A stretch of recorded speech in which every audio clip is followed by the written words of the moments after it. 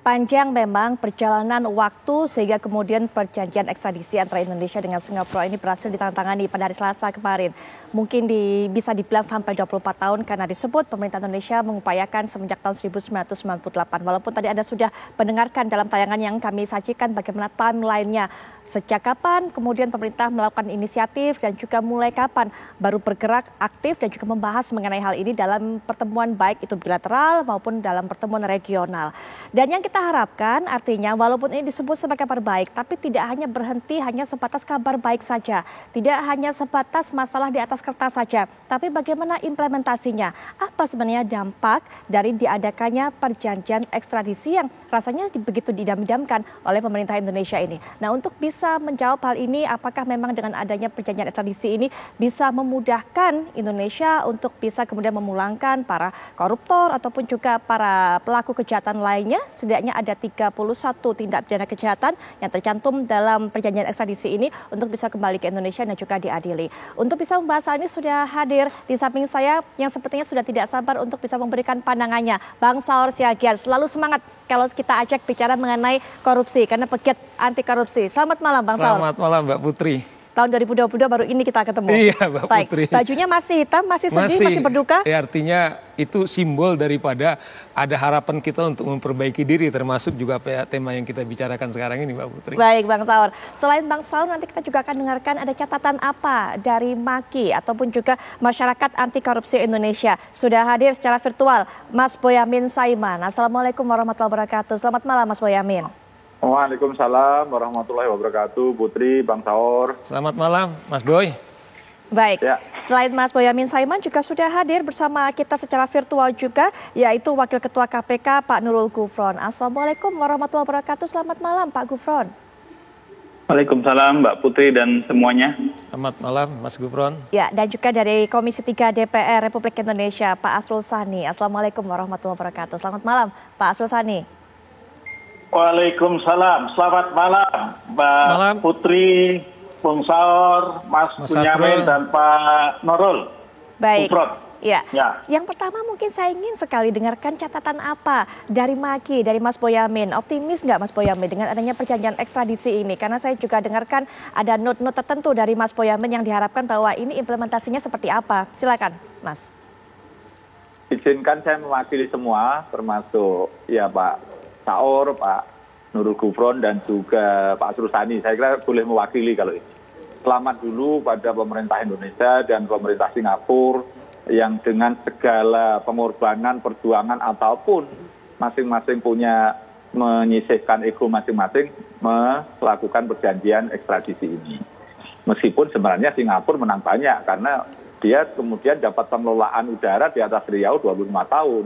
Tapi kalau tanpa itu Singapura pasti juga tidak mau ekstradisi gitu. Jadi ya ini anggap aja saling timbal balik, soal rugi atau untung itu kan urusan lain lah. Yang penting kedua belah pihak melakukan perjanjian-perjanjian yang salah satunya ekstradisi. Tapi ini saya tidak ingin hanya memang di catatan tertulis. Harus ada implementasi segera tahun ini memulangkan minimal satu, yaitu adalah Honggo Wendratno yang itu sudah disidangkan di Indonesia, divonis 16 tahun secara in absentia dan kerugiannya waktu itu tertulis 36 triliun kasus TPPI. Dan inilah nanti kita tunggu kehendak baik dari Singapura memulangkan ini. Dan ini saya kira tugasnya kejaksaan karena eksekusi dan kepolisian dulu yang nyidik. Kalau Pak Gufron tugasnya ya pernah yang disebutkan oleh Pak Karyoto dulu terkait EKTP Paulus Thanos. Nanti kita tantang segera bisa nggak memulangkan kan itu. Jadi catatan dua itu yang saya catat untuk buron yang mestinya tahun 2022 ini bisa dipulangkan. Itu salah satu kita menguji keseriusan Singapura untuk bisa memenuhi perjanjian itu tidak hanya tertulis di atas kertas. Itu aja Mbak Putri catatan saya. Baik, Mas Boyamin sudah memberikan satu tantangan tadi menyinggung kepada KPK. Bagaimana KPK menanggapinya? Terima kasih Mbak Putri, terima kasih kepada Mas Boyamin yang sudah mewakili berterima kasih dan juga mewakili menunggu dan menantang implementasi dari ekstradisi ini. Jadi KPK sekali lagi menyambut baik dan berterima kasih kepada pemerintah Indonesia maupun pemerintah Singapura yang telah bersepakat bahwa kejahatan dimanapun harus dipandang sama, baik di negara Indonesia maupun negara Singapura, bahwa para penjahat itu tidak boleh kemudian dibiarkan tanpa hukuman dimanapun adanya. Ini adalah titik kesepakatan. Jadi saya tidak hanya menilai sebagai sebuah ekstradisi sebagai implementasi dari hukum ya, tapi negara Indonesia dan Singapura telah menemukan titik temu, yaitu menilai sebuah kejahatan harus dianggap sebagai kejahatan bersama, baik di Indonesia maupun di Singapura. Kalau pelaku kejahatan di Indonesia ada di Singapura, Indonesia minta ekstradisi ke Singapura untuk dikembalikan. Sebaliknya Indonesia kalau ada tersangka ataupun terpidana tidak pidana di Singapura juga berkewajiban untuk memulangkan. Itu adalah titik temu. Selanjutnya kami perlu sampaikan bahwa ketiadaan ekstradisi itu memang kemudian pengalamannya itu menjadi dua hal. Negara-negara yang non ekstradisi itu selalu menjadi, pertama, kadang menjadi tujuan persembunyian, baik orang maupun hartanya. Yang kedua, walaupun tidak menjadi tujuan, kadang menjadi transit.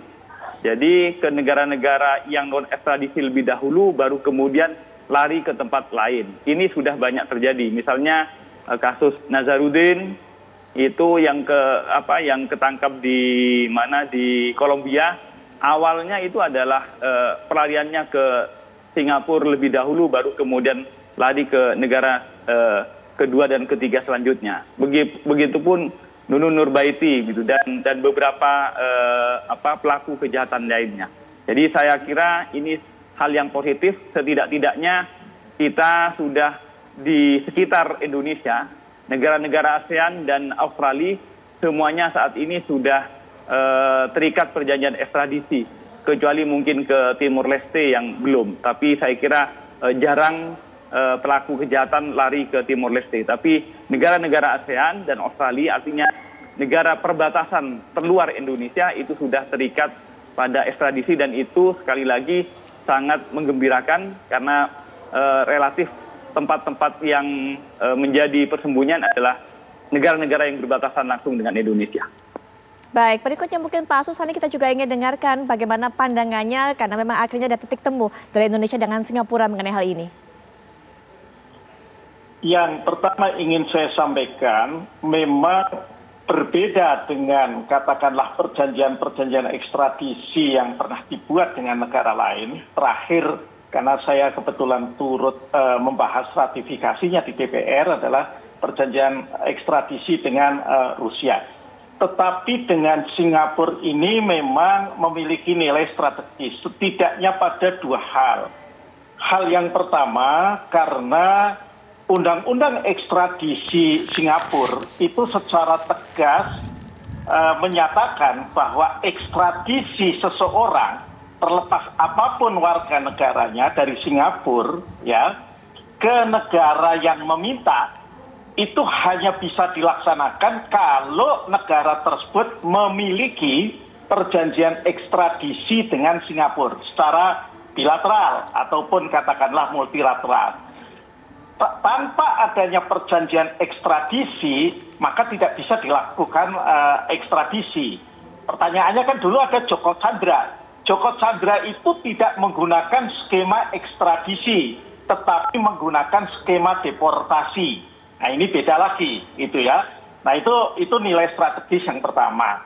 Yang kedua, kita semua tahu bahwa begitu banyak pelaku tindak pidana, khususnya tindak pidana korupsi, yang karena mengetahui, karena tentu mungkin diapis oleh para lawyer, itu kemudian pergi tidak jauh-jauh dari Indonesia, tetapi tidak bisa disentuh oleh proses ekstradisi, ya, karena itu tadi ada undang-undang Singapura yang menyatakan demikian.